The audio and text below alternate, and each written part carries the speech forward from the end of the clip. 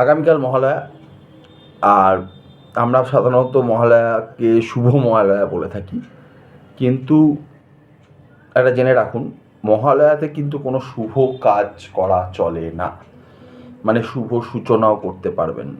বিশেষ করে যারা চিন্তা করছেন নতুন গাড়ি কিনবেন বা বাড়িতে গৃহপ্রবেশ করবেন বা নতুন দোকানের উদ্বোধন করবেন, মহালয়ার দিনটি বাদ দিয়ে করবার চেষ্টা করবেন, কারণ মহালয়ার কিন্তু কোনো শুভ সূচনা করাটা ঠিক না। এটা আমরা মানে অনেকেই জানি না, আমরা ভাবি দিনটা খুবই ভালো। অ্যাকচুয়ালি দিনটা ভালো, খারাপ ভালো মিশিয়ে, কেন শুভ না অশুভ সেটা আজ অবধি তর্কের বিষয়। বিকজ পিতৃপক্ষের যেহেতু অবসান হয়, আমরা যেহেতু পিতৃপক্ষের তর্পণ করে থাকি পূর্বপুরুষের উদ্দেশ্যে, তার জন্য সেটা হয়তো অনেকে অশুভ মনে করে। প্লাস মাতৃপক্ষ বা দেবীপক্ষের সূচনা হয় বলে সেটাকে লোকে শুভ বলে।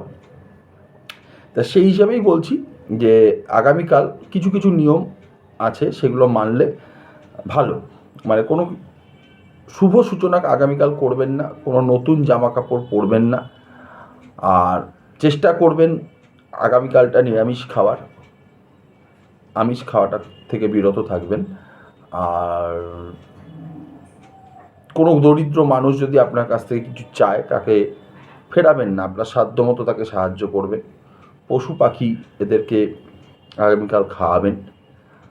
আর পিতৃতর্পণ অবশ্যই করবেন, যাদের দরকার, যারা করে আসছেন, সেটা কখনোই মিস করবেন না।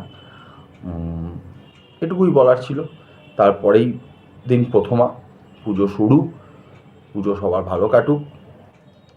আমার চ্যানেলের তরফ থেকে সকলকে আগাম শারদ শুভেচ্ছা। নমস্কার।